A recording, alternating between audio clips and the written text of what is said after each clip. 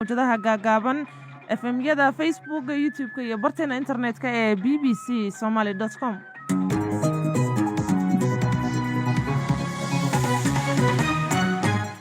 subax wanaagsan kulanti wacan dhegeystayaal meel kastoo naga maqlaysaan oo isniin 27 bisha Oktoobar ee sanadka 2025 waxaan ahay Kawthar Maxamed Cabdullaahi Kawthar Indho idaacadda subaxnimo ee saakana qodobada aan idinkugu hayno waxaa ka mid ah baarlamaanka Djibouti oo ansixiyay waddo mar kale u ogolaanaysa in Ismaaciil Cumar Geele uu markii lixaad u tartamo doorashada madaxweynaha. haddaba mowqifka mucaaradka Djibouti ayaan ka wareysanay Khadar Cabdi Ibraahin oo ah gudoomiyaha xisbiga Model Cabdiraxmaan Bidhaan ayuuna u waramay. horta marka ugu horeysa haddaan nahay mucaarad xisbiga Model iyo tuxaalifkayaga BSN ba daladayada BSN waxaan u aragnaa in dastuurka la bedelo ayna ahayn xal ay tahay runtii marka ugu horeysa dhaawac dalka iyo qaranka soo gaadhay. marka labaad dastuurka waxaa laga dhigtay runtii shaad marna la yareysanayo marna maxay ahayd la ballaarsanayo oo 2010 ayaa markii ugu horeysay ee la bedelay dastuurka oona loo bedelay dano gaar ah. maantana tii unbay daba socotaa oo dano gaar unbaa loo bedelayaa.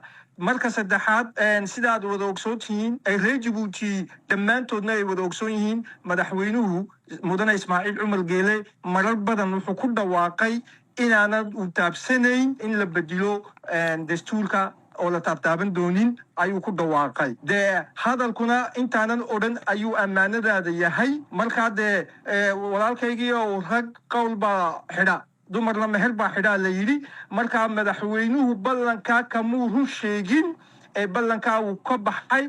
reer Djiboutina markhaati bay ka yihiin. waxaa meesha laga saaray qodobkii dastuurka ee ku jiray ee xadidayay da'da qofka inuu soo sharaxo. taana waxaa looga saaray un madaxweynaha Ismaaciil Cumar Geele mid lixaad iyo mid toddobaadba inuu ku soo noqdo ayaa loo sharaxay. mowqifkiina waxaa mowqif ka duwan aaminsan baarlamaankii Djibouti oo codeeyey. gudoomiyihii baarlamaankuna waxa uu yidhi dadka reer Djibouti intooda badan waxa ay ku faraxsan yihiin oo ay raacsan yihiin in la bedelo dastuurka.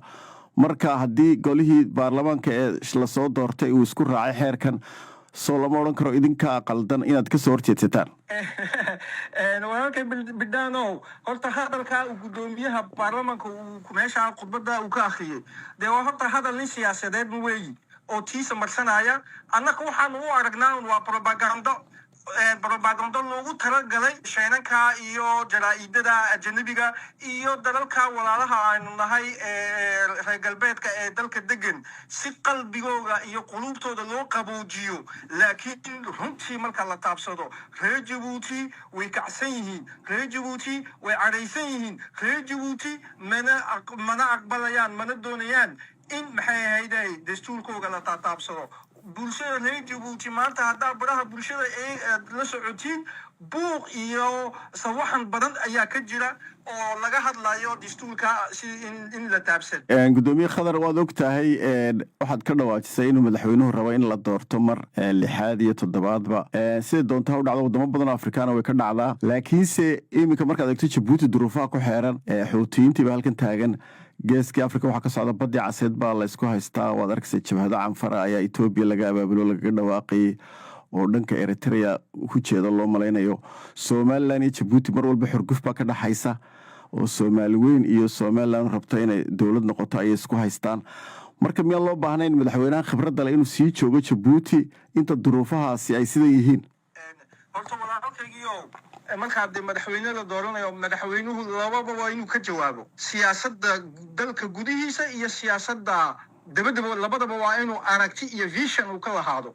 runtii marka la yiraahdo dee horta madaxweyne Ismaaciil Cumar Geele intaasoo sannadood 26 sannadood buu soo hayay wuxuu ku khasaaray siyaasadii dalka gudihiisa uu ku khasaaray oo maanta bulshadayada Djibouti marka la hadlo marka la sheegayo poverty-ga marka laga hadlayo waxaa la yidhaahdaa boqolkiiba 42 waxaa dadka saboolnimada extremeka marka la yidhaahdo sabool bay ku nool yihiin saboolnimada xadka dhaaftay marka laga hadlayo boqolkiiba 42 bay ku nool yihiin dhalinyarteeda maanta jaamacadda Djibouti sanad walba wax gaaraysa 2,000 oo arday baa ka soo baxda waxay ku wada dambeeyaan shaqo la'i waxayna ka fikiraan wiil iyo gabadh walba wuxuu ka fikiraa siduu dalka uga tahriibi lahaa marka dalkayagii maanta dhalinyarta soo socotaa kuma hayso ayo iyo mustaqbal kuma hayso marka madaxweynuhu haddaan ku wada taabsado dhaqaalaha iyo maxay ahayd wax walba madaxweynuhu ku jabay halka